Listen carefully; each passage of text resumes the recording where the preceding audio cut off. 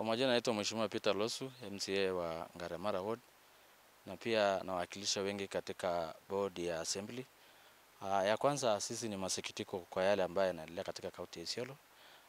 Tangu wiki iliyopita tumekuwa tu tukiwa tunakimbia maisha yetu hajakuwa kwa ile hali ya kawaida. Tumekuwa katika hali ya vitisho, tumetishwa ya kutosha, tumefuatwa na kila aina ya gari ambaye tunajua kwamba nia yake si mzuri. Ile kitu tu tungeuliza ni kwamba nguvu ya kuweza pengine kumaliza assembly ama kutofanya assembly wasifanye kazi yao. Ni kwa nini basi mnasema pengine MCAs wafanye kazi? Kwa sababu hiyo maswali sisi tuko nauliza serikali. Kwa sababu wakati mwingine mkikaa chini mnasema ya kwamba MCAs wafanye kazi. Lakini wakati sisi tumeamka kufanya kazi yetu, atupati nguvu ama hata ushirikiano kwa serikali. Kwa sababu jana ni Mungu ndiye alituokoa, ndiye ametutoa pale. Kama sio Mungu hao watu jana wangetumaliza. Kwa sababu ameweza kuorganize magunzi yake wale ambao anawalipa na pesa ya serikali ya Isiolo. Ameweza kuorganize wote wa Nairobi, ameleta na mabasi kupeleka kaunti ya Isiolo na kuleta hali ya taharuki. Kwa hivyo tungeuliza serikali ni nini inaendelea. Ya pili, mimi ningeomba msamaha kwa watu wa Isiolo kwa sababu mimi nilikuwa mmoja ambaye waliombea Guyo kura. Mimi sikulala wakati Guyo alitangaza ya kwamba anasimama governor katika kaunti ya Isiolo. Mimi nilikuwa mmoja, hata yeye anajua ile kiwango mimi nimempigania. Lakini hivi kwa leo sisi kama watu wa Isiolo tumeaibika. Tumeaibika kwa sababu jamii ya Sakuya imetuongoza sisi kwa miaka 15. Wakati Kuti alikuwa katika nafasi ya mbunge, akakuja kwa Senate, akakuja kwa governor, tumeona uongozi mzuri. Ingawaje pengine kuna wale pengine hawakuridhika, lakini ile kitu tumeona leo, ni maajabu ambaye hakuna heshima kwa jamii, hakuna heshima kwa dini, hakuna heshima ya sheria. Kwa hivyo tunataka kuambia watu wetu wa Isiolo, sisi tunawaheshimu mpaka jamii yetu ya Sakuya.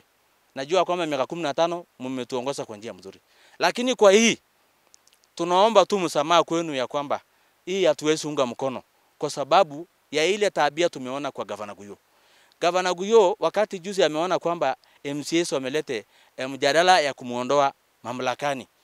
Angetumia njia ya amani, angetumia njia ya heshima. Na nimesema tena mara si moja, angetumia njia ya heshima kutafuta MCAs ama kutafuta speaker.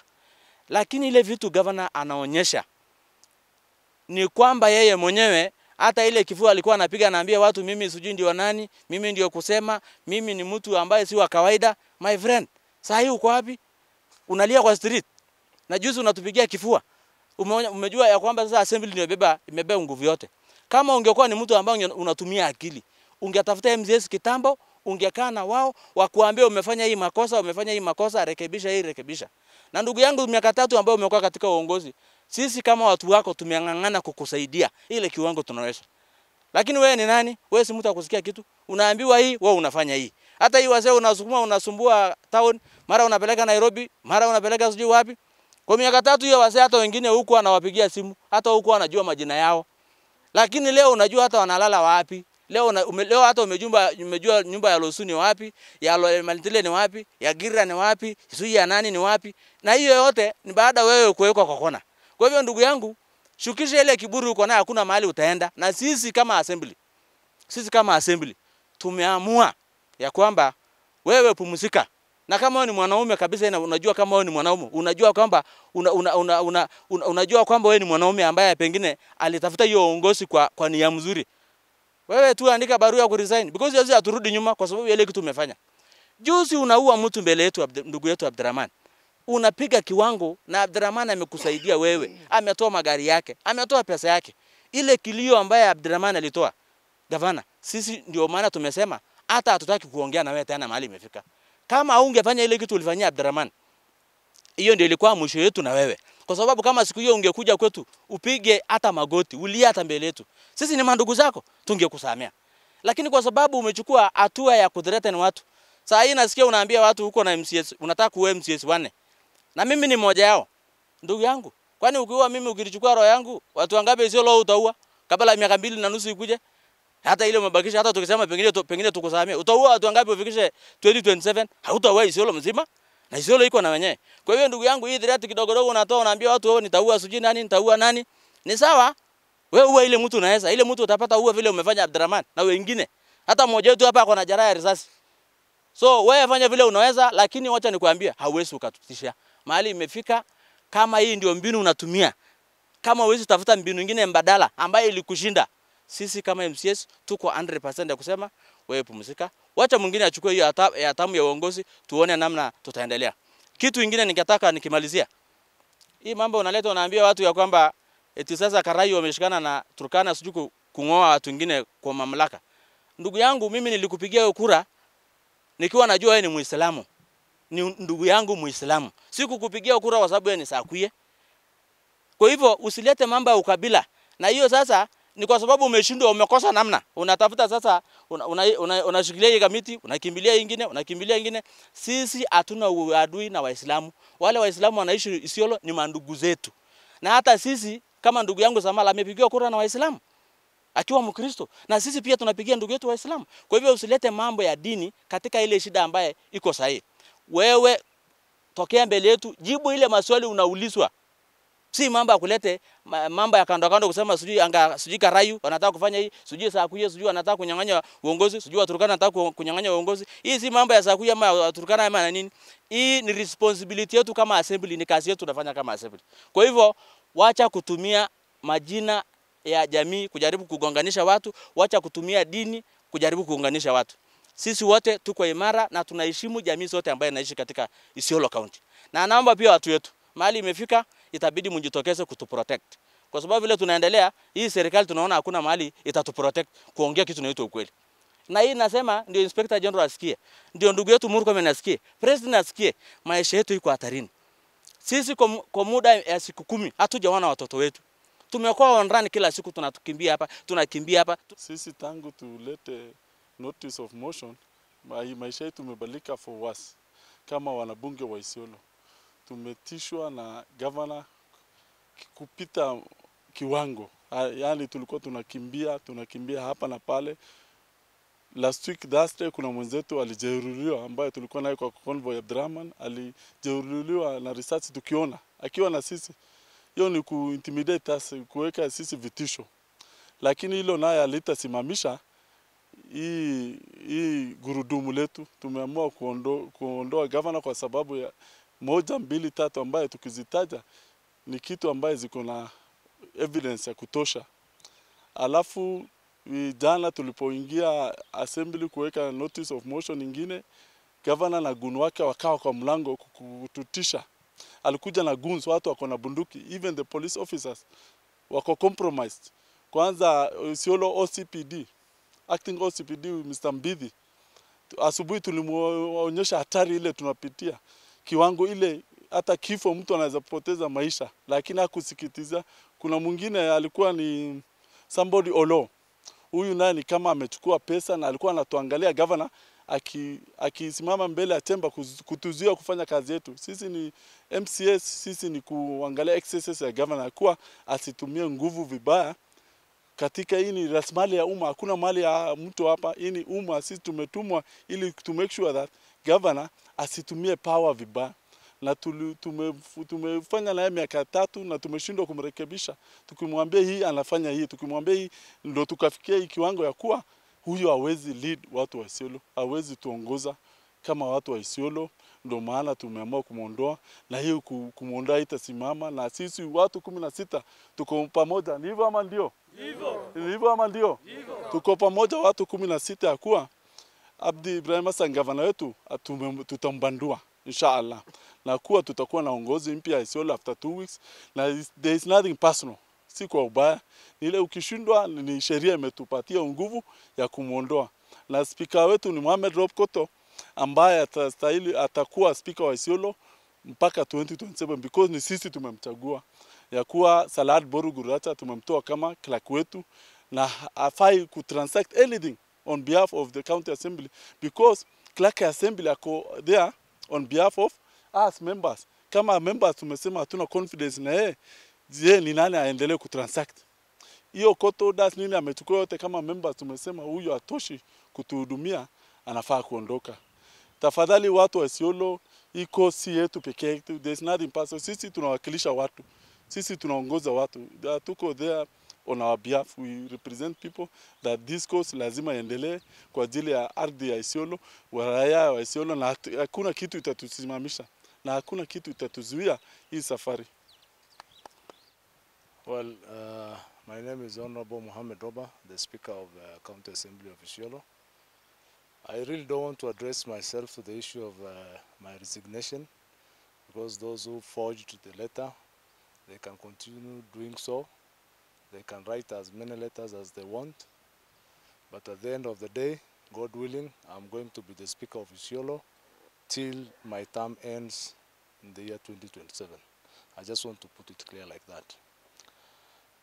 The issue of grave concern, which I want to raise with the nation, is that yesterday, the Constitution of Kenya 2010 was suspended temporarily in Isiolo County.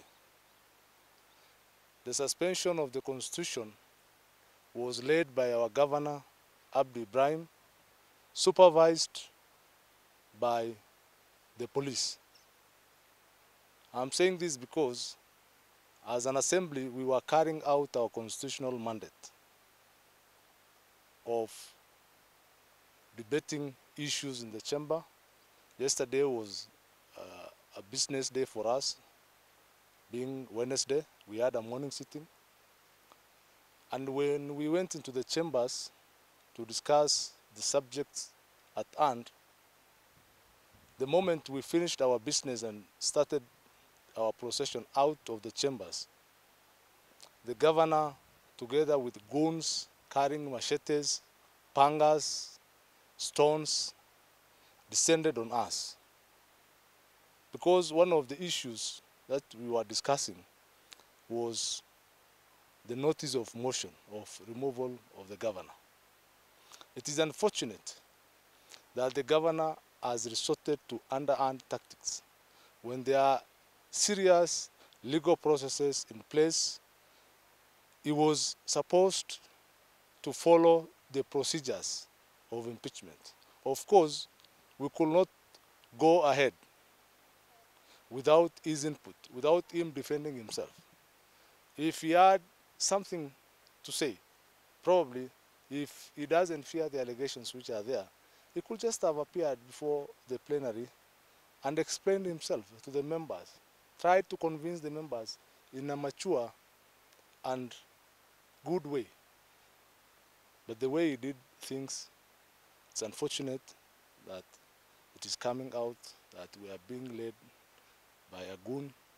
It is unfortunate that our members have been threatened. There is threat to life on several members here. There is threat to life on myself as the speaker. I mean, I just preside over proceedings of the assembly. I don't have a vote. I don't know why I'm being threatened. Even if members have vote, I don't know why they are being threatened, because they are exercising their democratic right. And it is assembly, county assembly of Isiolo is not the end. There are other avenues. There is the Senate ahead of us. There are courts which he can run to. So I don't know why it is becoming a matter of life and death for him to stop this process at the assembly. Probably he has something that is, hiding, which we don't know. But we ask him respectfully, as our governor, that the assembly should be left to do its constitutional mandate. And this is also a notice to the governor. I have already sent out a letter, because the premises that he is using is that of the County Assembly of Isiolo. As the head of that institution, I have given a notice for the governor to vacate that office and give us peace within those premises, because he has become a rowdy tenant. We don't want a rowdy tenant in our premises. And we want to appeal to the CS of Interior. I spoke severally with the IG during this incident. I spoke severally with the DIG during this incident. I spoke with the regional commander of police. I actually visited the regional commander in Embu, just to make sure that the security of the members during that proceeding was taken care of. They all assured me of their support, but they were compromised somehow. And yesterday, if it were not for our restraint as the assembly, you could have witnessed bloodshed in the grounds of assembly. So we want the whole country, we want our good brothers in the civil society, we want our good brothers from other county assemblies to know that Isiolo County Assembly is under siege from its governor and that we are not able to do any transaction within the assembly. Salat Boru was suspended as the clerk. That one is a procedural matter. It is an administrative issue. As a board, we are going to deal with it, and we are going to follow the laid out protocols. Thank you so much. Wale Mantile David, I represent Oldonyuro Ward. I'm also the Deputy Speaker of Isiolo County Assembly. Langu ni kuambia tu the public, especially the Isiolo people, the 47 counties led by CAF, kwamba speaker wa Isiolo ambaye imesemekana ilikuwa kwa social media kwamba ameresign, hiyo ni uongo tupu. Huyo haja resign, tuko na yeye, tunafanya kazi pamoja na hakuna frustration ya kufanya yeye resign, hakuna mahali anapata kazi nyingine, tuko na yeye. Na ile kazi tunafanya nafikiri ndio imefanya Mbaga anaweza kuwa na control assembly kwa njia mzuri. Ule ambaye aliweka, tunajua ule aliweka hiyo propaganda because uliona kama ameweka muhuri ni clerk ambaye sasa yeye alikuwa amepata monopoly ya kufanya hiyo assembly kama yake, kama ya nyumba yake. Na si vile board imefanya, imesimamisha kazi kwa muda na hakuna ambaye haki yake ile ambaye imenyimwa. Hakuna mshahara ambaye ile anapaswa kupata. So ni ile kupatiwa nafasi apatie wale watu wa complain ya MCS ichunguze. Sisi kama MCS tulisema mambo ya gratitude, love fund ambaye sisi tunatoa pesa yetu kwa hiari, ile ambaye tunalipa pati, kila mtu amekuja na pati. Unakuta kuna wenzetu ambaye wako na deni ya pati na sisi ukiangalia kwa payslip yako zimelipwa. Sasa kuna members ambaye walali wanatafuta njia ya kulipa because kunakuta mtu kwa miaka 2 hajalipiwa pati. Na ile pati ambayo unapaswa kulipa shilingi 1500, unakuta kuna members yako na 150,000 deni ya pati. Na hiyo lazima tulipe pati, maana pati ni yetu. So hiyo tu ndio kitu ambaye tulipeleka kama malalamishi kwa board ambaye natuongoza, na walipatia muda nafasi ya 189 days ya kusimama kando hiyo yote ichunguze because tuko na EACC, tuko na CID ambaye ni nafasi ambaye amepatiwa wa investigate watuambie ukweli. Kama pia hajakula pesa, hatuna lingine, bora sisi pesa yetu tujue limepita wapi. Lakini kwa niaba ya Isiolo people tukae na amani, tusitumike kama jamii kwa jamii. Sisi hatuna hiyo, sisi ni watu wa Isiolo na sisi ni mandugu na madada. Sisi hatuna mambo ya dini wala nini, sisi tunakaa kama kitu moja because mambo ya dini ni yari yako, sio yari ya mtu. Asanteni. Ningepatia nafasi speaker. Kwa majina naitwa Francisco Letimalo na mimi ni nominated. Unajua sessions ya assembly inapaswa kuanza Jumanne. Jumanne tuliarifiwa ya kwamba goons wamejaa ndani ya assembly. Kwa hivyo hatungeweza kuaccess assembly. Wamejaa kwa kila pahali, kwa faranda yote. Kwa hivyo hatungeweza kuaccess assembly siku ya Jumanne. Jumatano tulisema tuliamua sasa tukaingia ndani na tukaendelea na ile sessions yetu kama kawaida, na ilikuwa ni kuanzisha ile motion tena ya kumbandua governor, na tukamaliza. Wakati sasa tunatoka ili tukifuata speaker, ndio goons sasa wakatuingilia wakavunja wakachukua mess, wakavunja ile makamera yetu, wakachukua hata handset, wakachukua kila kitu.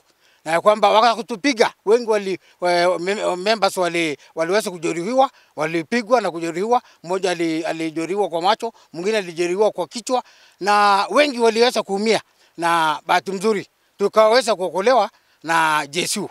Kama sio JSU, nafikiri hali yetu ingekuwa mbaya zaidi.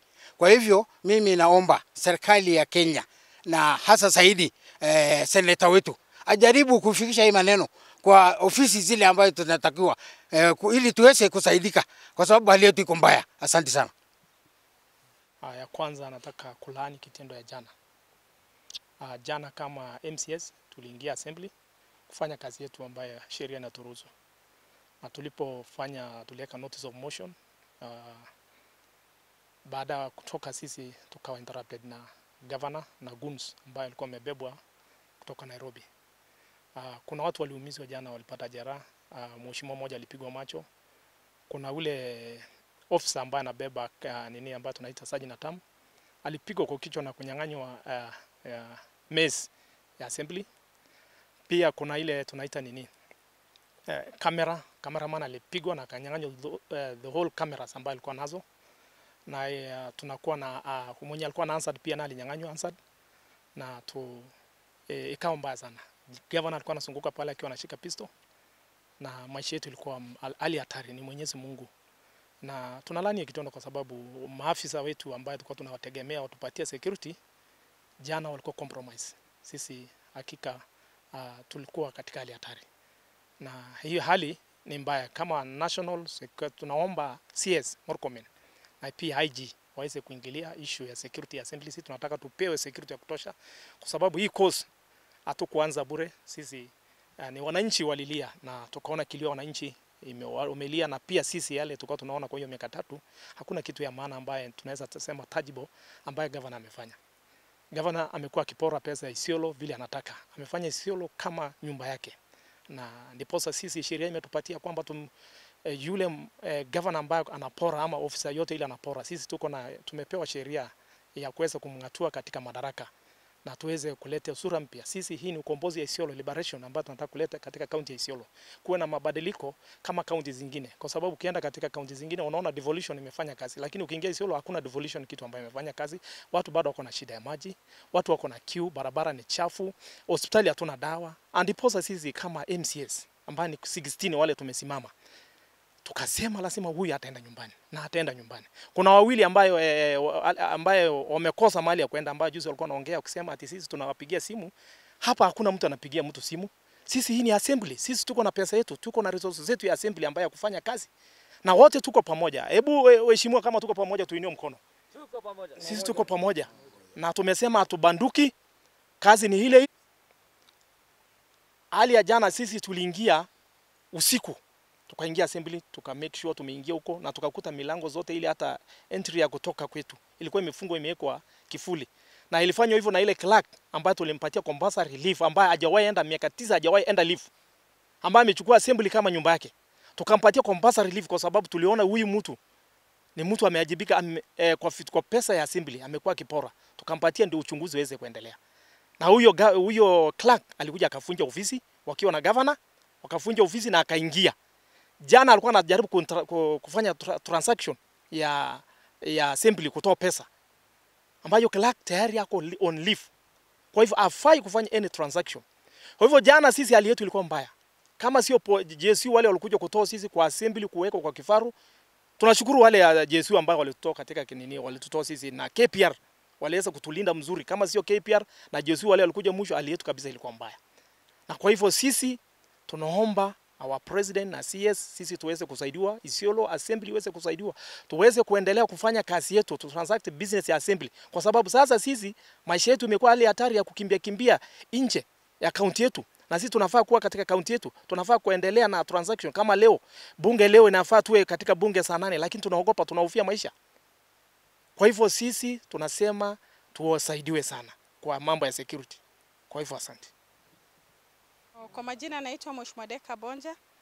Sisi tukiwa hapa MCAs ambaye ni 16, sisi tumeona kaunti yetu mambo yake yaendi vizuri. Tumeamua kutimua huyu governor kwa hiyo kiti yenye alikuwa anakalia. Sisi tumeamua huyo governor asikue na sisi, na tunataka serikali tusaidie pia.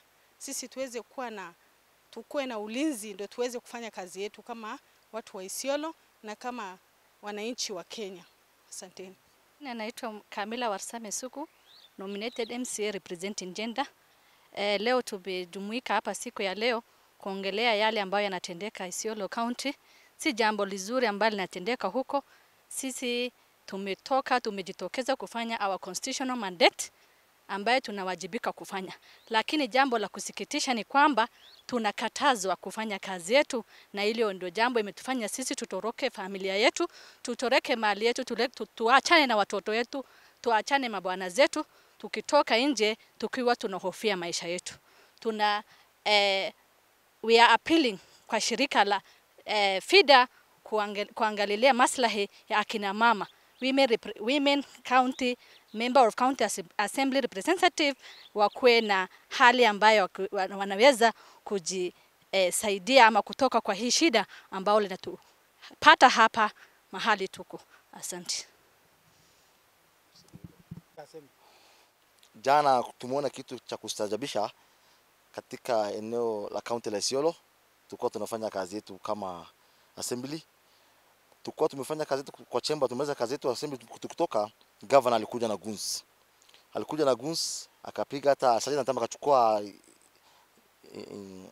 mesi, na pia hata MCA mmoja alipigwa hata hapa kwa kichwa, na alikuwa na guns wengi sana, wakiwa na marungu, wengine mawe, wengine visu, na kututishia. Hali yetu ilikuwa mbaya jana. So hiyo ni kitu cha kustajabisha.